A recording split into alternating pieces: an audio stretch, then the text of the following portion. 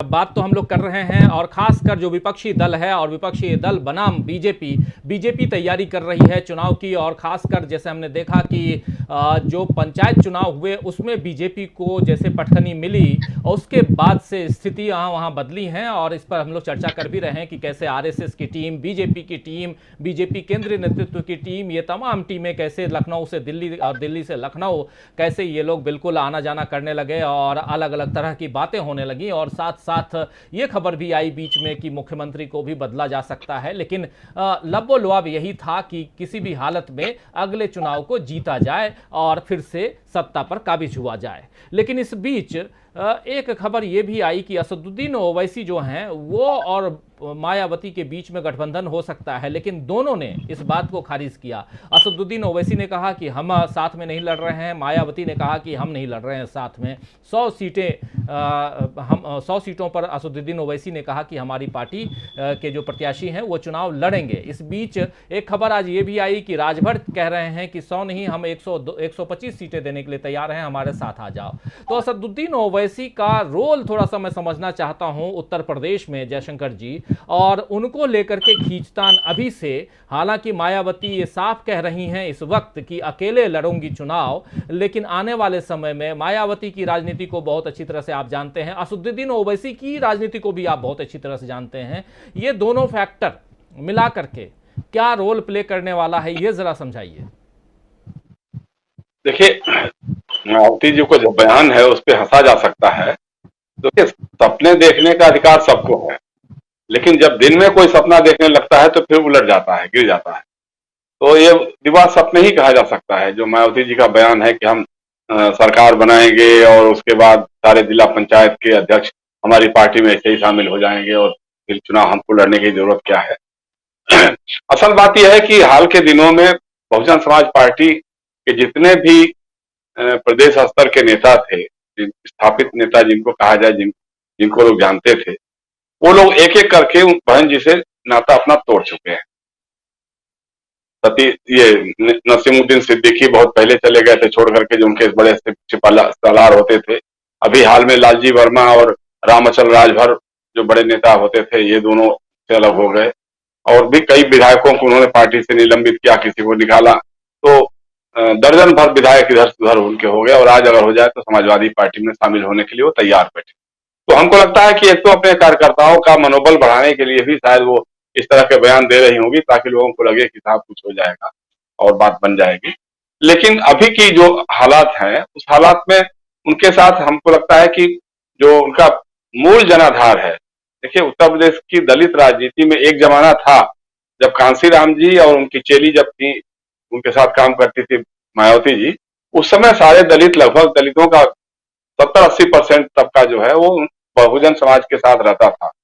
लेकिन धीरे धीरे उसमें से क्षय होता गया, और अब कुल मिलाकर के एक रह गया है कि इनका जाटव, जो पूर्वी उत्तर प्रदेश में चमार कहते हैं, पश्चिमी उत्तर प्रदेश में जाटव कहते हैं, सेंट्रल यूपी में भी है, तो वही एक मुख्य रूप से उनके साथ जुड़े रह गए थे जो बड़े पैमाने पे। बाकी जो दलित जातियों में से कुछ कहीं समाजवादी के साथ हो गए, कहीं बहुजन ये भारतीय जनता पार्टी के साथ हो गए, या और किसी पार्टी के साथ जुड़ गए। उनका अलग अलग जगहों पे अलग अलग ये हो गया, झुकाव हो गया।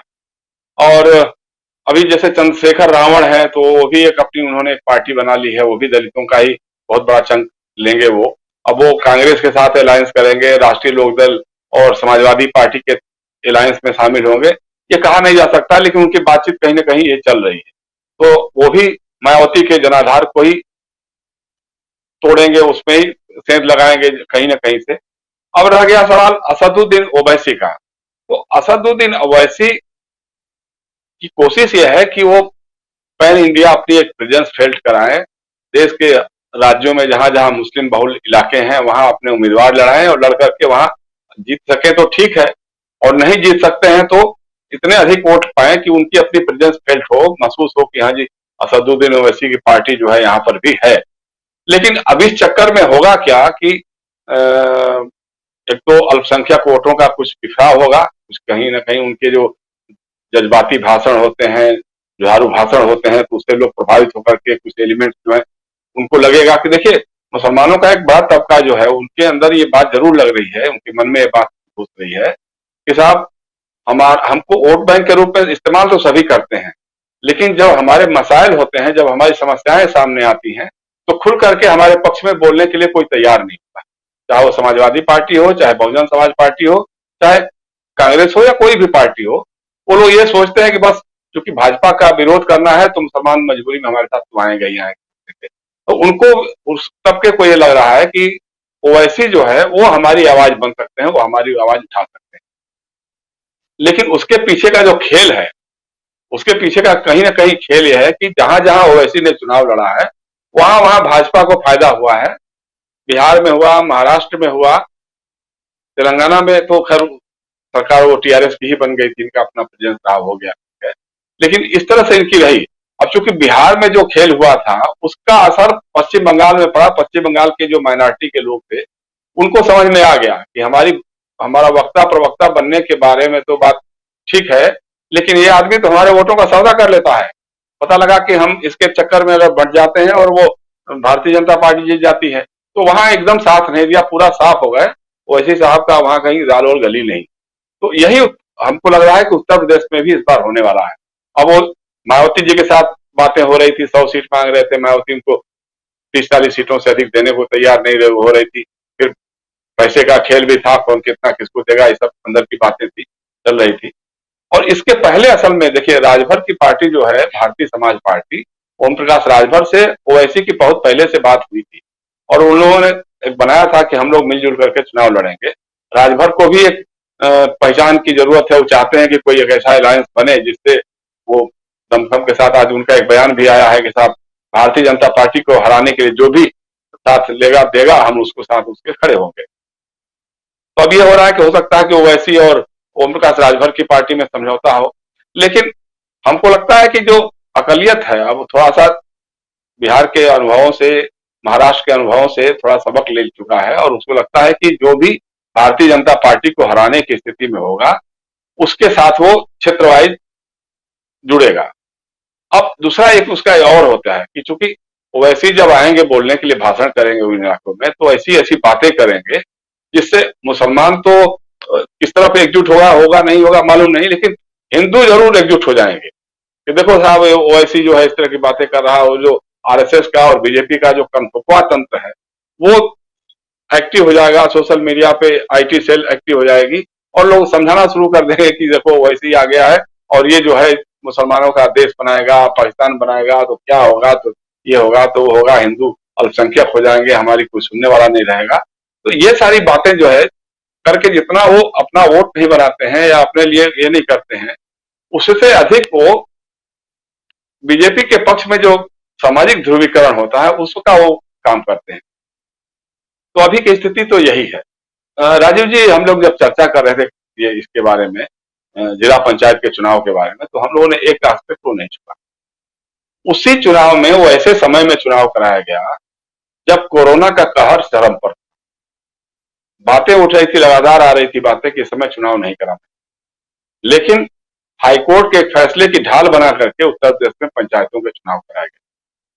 कितने शिक्षक और कितने कर्मचारी चुनाव प्रक्रिया में जो शामिल थे उनका निधन हो गया, अकाल मौत के शिकार हो गए। सरकार ने पहले तो कह दिया कि हमको इतना बड़ा मुआवजा देंगे, फिर बाद में होगा नहीं, वो तो सिर्फ 4-5 लोग ही मरे हैं, जबकि सैकड़ों की संख्या में मृतकों की सूची उत्तर प्रदेश माध्यमिक शिक्षक संघ के लोगों ने दी थी, कर्मचारी नेताओं ने दी थी। लेकिन अब वो, क्योंकि अब उसमें टेक्निकल सवाल आएंगे कि कब कोरोना कब पॉजिटिव हुआ था, कब मरा था, कैसे हुआ था, अब इस सबको उलझा करके उन्होंने रख दिया है। तो एक बड़ा सवाल ये भी था कि जो कोरोना के काल में जिस ढंग से चुनाव कराए गए थे, वैसे भी देर से ही कराए गए थे, चाहते तो उनका ड्यू तो 2020 में ही था चुनाव, लेकिन बाद में कराए गए थे। अब उसके बाद क्या होता है, जैसे मान लीजिए 17 जिलों में इनके निर्विरोध जीत करके आ गए या एक जिले में समाजवादी पार्टी का आ गया। अब जब कल नाम वापसी के बाद जो उम्मीदवारों की सूची आएगी उसमें हो सकता है कि एक आध और जिले मिल जाएंगे जहां पे वो पता लगा निर्विरोध घोषित हो जाएंगे, जहां इसके उम्मीदवार को खरीद लिया या उसके प्रस्ताव को ही खरीद लिया, तो फिर वो कोई उम्मीदवार बचेगा ही नहीं। तो ये बात हो सकती है, लेकिन मेरा बार बार यही कहना है कि जो लोगों में गुस्सा है, उत्तर प्रदेश में जो हालत हो गई है, आज की खबर है राजीव जी, आगरा में एक बिजनेसमैन ठेकेदार थे, चौहान कोई, उनके बेटे का अपहरण हो गया 1 हफ्ता पहले। आज उसकी लाश एक दिन, कल मेरे ख्याल से कल शायद उसकी लाश मिली। 2 करोड़ रुपए की फिरौती मांगी, पुलिस को खबर हुई, पुलिस ने कुछ खास नहीं किया और वो बच्चे की लाश मिली है। 21 साल का जवान, 25 साल का जवान था, उसका नाम सचिन था, शायद सचिन चौहान था। तो इस तरह की घटना है आए दिन। 1-2 दिन पहले देखा कि कितनी बच्चियों के साथ कहाँ कहाँ बलात्कार हो गया, सामूहिक बलात्कार हो गया। ये घटनाएं तो लगातार हो रही। अब जब पुलिस को आप लगा देंगे जिला पंचायत के अध्यक्ष के चुनाव में व्यस्त करने के लिए कि मैनेज करो कि कैसे कोई उम्मीदवार उनका विपक्ष आने ना पाए, कैसे उसका ये हो जाए, उसको उसके खिलाफ मुकदमे हो जाए, उसके घर पे कुर्की हो जाए, जब्ती हो जाए, उसके घर पे बुलडोजर चला दिया जाए, इस कामों में जब पुलिस सक्रिय हो जाएगी तो जाहिर सी बात है कि जो अपराध की घटनाएं होंगी, चाहे अपहरण हो चाहे बलात्कार की घटनाएं होंगी, उस पर कोई रोक नहीं लग पाएगी। ये सबसे बड़ा दुर्भाग्यपूर्ण पहलू यही है। तो जो जनता में नाराजगी है, जो जनता में गुस्सा है कोरोना के को लेकर के, कोरोना में जिस तरह से लोगों ने दम तोड़ा, जिस तरह से लाशें नदियों में तैरती मिली। अभी कोई बता रहा था 1-2 दिन पहले ही कि इलाहाबाद के पास फाफा में जब बाढ़ आ गई नदी गंगा में, तो 300 करीब लाशें फिर से ऊपर दिखने लग गई, तैरने लग गई। तो ये जो हो रहा है उसको लेकर के गुस्सा तो लोगों में है और उस गुस्से का इजहार लोगों ने जिला पंचायत के सदस्यों के चुनाव में किया। अब यह है कि उसको कैल्कुलेट करने की ताकत अगर विपक्ष में है, कोई गठबंधन बनता है नहीं बनता है, ये देखने वाली बात होगी। और संगठन इस ढंग का मजबूत होगा कि नहीं होगा, क्योंकि जो खेल ये शुरू हुआ है ना, ये खेल आगे चल करके वही विधानसभा के उम्मीदवारों को भी खरीदने बेचने का काम शुरू होगा और उसके हिसाब से लोग करेंगे। मायावती जी भले कर रही हैं होंगी कि जिला पंचायत के अध्यक्ष हमारे पास आ जाएंगे, हमको लग रहा है कि उनके उम्मीदवार ही गायब हो जाएंगे विधानसभा के चुनाव में अगर वो लोग सतर्क नहीं रहेंगे, चाहे वो समाजवादी पार्टी हो, चाहे बहुजन समाज पार्टी के लोग हों या कांग्रेस के लोग हों। सबसे कमजोर कसाद की वही कांग्रेस की नजर आ रही है। तो सबसे बड़ी बात है कि चूंकि आपका संगठन उस ढंग का नहीं है, विचारधारा पे आधारित आपका काडर तैयार नहीं है जो विचारधारा के लिए लड़े मरे जरे कुछ भी करे। आज आपने बना दिया है सुविधा भोगी, आपके अखिलेश के नाम पे हैं, मायावती जी के नाम पे हैं, उसके नाम पे, जाति के नाम पे है, तो इस सबसे तो बात बनने वाली नहीं। भारतीय जनता पार्टी और आरएसएस की ताकत से आपको लड़ना होगा